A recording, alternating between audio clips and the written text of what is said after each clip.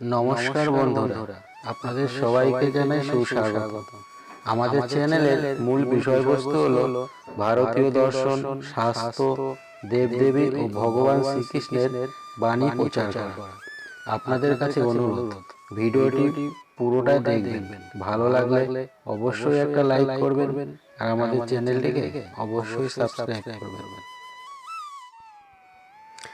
ভগবান যা করেন মঙ্গলের জন্যই করেন। তাহলে চলুন আপনাদের একটা গল্পের মাধ্যমে সমস্ত বিষয়বস্তুগুলো জানিয়ে দিই। এক ছিল রাজা আর তার এক মন্ত্রী ছিল। সেই মন্ত্রীর কথা মতো রাজা সব কাজ করতেন। মন্ত্রীটি ছিল অনেক চালাক ও ধার্মিক। সে সব কিছু কাজের ফলকে ভগবানের ইচ্ছে মনে করতেন। একদিন সকালে প্রাতরাশের সময় সেই মন্ত্রীকে নিয়ে দিনের কর্মসূচি নিয়ে আলাপ করছিলেন। সেই নাস্তার টেবিলে অনেক খাবার, ফলমূল ছিল। রাজা মন্ত্রীর কথা শুনতে শুনতে প্রাতরাশ করছিলেন। হঠাৎ একটি ফল কাটতে গিয়ে তার বাঁ হাতের কনিষ্ঠ আঙ্গুলটি কেটে বিচ্ছিন্ন হয়ে গেল।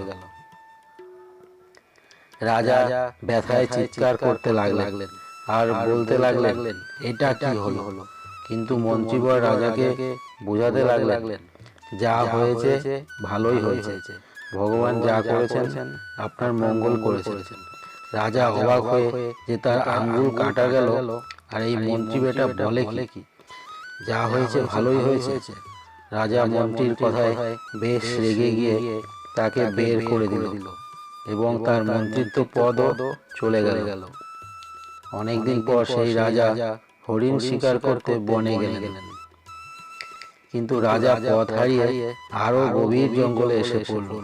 সেখানে কিছু তান্ত্রিক যোগী সিদ্ধিকামীর আশায় একজন মানুষ বলির আশায় অপেক্ষা করছিলেন। তখন তারা সেই রাজাকে ধরে বেঁধে বলির জন্য বলির খাটটায় মাথা আটকানোর চেষ্টা করলেন। যোগীরা তার হাতের একটি আঙ্গুল নেই বিধায় ত্রুটিজনিত তাকে রেহাই দিল। রাজা প্রসাদে ফিরে এসে সেই মন্ত্রীকে ডেকে আনলেন আর বললেন, হে মন্ত্রীবর, আপনি যথার্থই বলেছিলেন, ভগবান যা করেন মঙ্গলই করেন। কারণ সেই দিন যদি আমার আঙ্গুল না কাটতো তবে যোগীরা আমায় বলি দিয়ে দিত। কিন্তু মন্ত্রী, তোমার তো এতদিন মন্ত্রিত্ব ছিল না, তাতে ভগবানের তোমায় কি মঙ্গল করলো? চতুর মন্ত্রীটি বলল, রাজামশাই, আপনি আমায় চাকরিচ্যুত করে আমার জীবন বাঁচিয়েছেন। যেমন ধরুন, সেই দিন শিকারে যদি আপনি আমার সাথে থাকতেন তাহলে ওই যোগীরা আমায় বলি দিত, কারণ আমার দুই হস্তের সব আঙুলই ঠিক আছে। জীব ভগবান শ্রীকৃষ্ণের যেভাবে সেবা করে সেই অনুসারে সে তার কৃপা প্রাপ্ত হয়। ভগবান সমদর্শী, তিনি কখনো ভেদ দর্শন করেন না। মানুষ যেভাবে ভগবানের শরণাগত হয় তারা সেইভাবেই সেবা পায়। সেই অনুসারে সে ভগবানের সাথে সম্পর্কিত হয়। এইভাবে সমগ্র জগতে জীব স্বয়ং উচ্চ ও নিম্নপদ বেছে নেয়। কেউ যদি চায় যে ভগবান তাকে কিছু দিক, তাহলে তার বাসনা অনুসারে সে সব প্রাপ্ত হয়। কিন্তু ভগবান সেই জীবের যাতে মঙ্গল হয় তা নিয়ে অনুমোদন করেন। আবার কেউ যদি স্বর্গলোকে উন্নতি হতে চায় তাহলে সে তার কর্মের দ্বারা বাসনা নির্ধারিত হয়ে সেখানেই যেতে পারে। এবং কেউ যদি এই পৃথিবীতে শূকর হয়ে থাকতে চায়, তার শূকরের মতো কর্ম করে তাকে ভগবানের কি করার থাকে।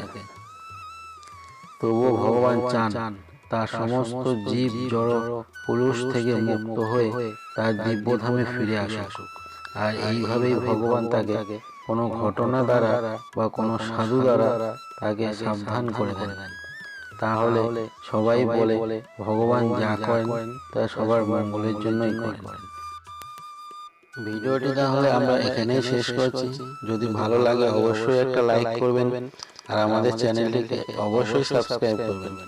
এই ধরনের আরও ভিডিও পাওয়ার জন্য নোটিফিকেশন বেলটি অল করে রাখুন।